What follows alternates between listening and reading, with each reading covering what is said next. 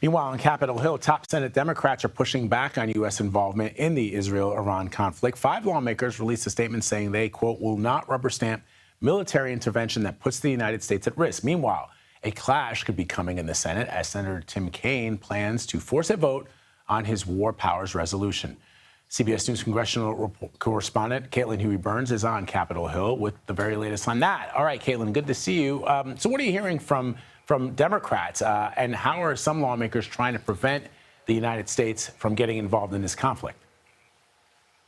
Well, Vlad, you mentioned Tim Kaine. He has long been, for years, outspoken about Congress reasserting its authority when it comes to the use of U.S. force abroad. And he has brought this up several times. In other instances, is bringing this up again now. Take a little listen to what he had to say, what he told our streaming program, The Takeout, just yesterday. It would be foolishness of the highest order for the U.S. to be involved in a war with Iran. We should not. This would be an unnecessary war. I think it would be catastrophic for the U.S. to be involved.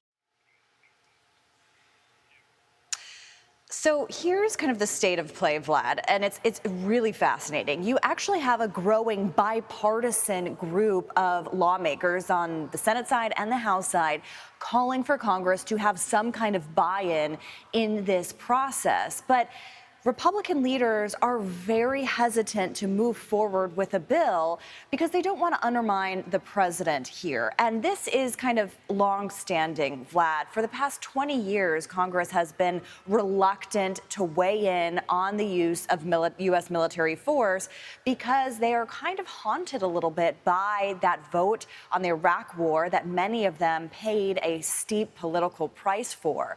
So it is very rare to have Congress exert its authority here because it's just very politically difficult. I mean, think about how difficult it's been to rally the Republican Party around a spending bill, around a budget bill, let alone something like this. And it also speaks to the way in which the Republican Party base is pretty divided here. You have, the MAGA portion of the base really urging the president against any U.S. intervention, sort of reminding him that this is something he ran on a decade ago and has been part and parcel of his appeal to a broader faction of the base.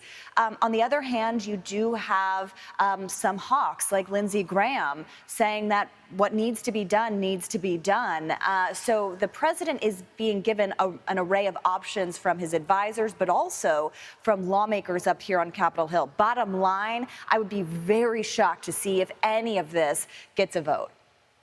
Yeah, it is remarkable, Caitline, when you think about these neocons on Capitol Hill who are once again drumming the beat of war, given what you just described with Iraq and the weapons of mass destruction, which obviously we know turned out not to be true, that they are suggesting that Iran is just days away from nuclear weapons, something that Prime Minister Netanyahu has been doing since like the 90s.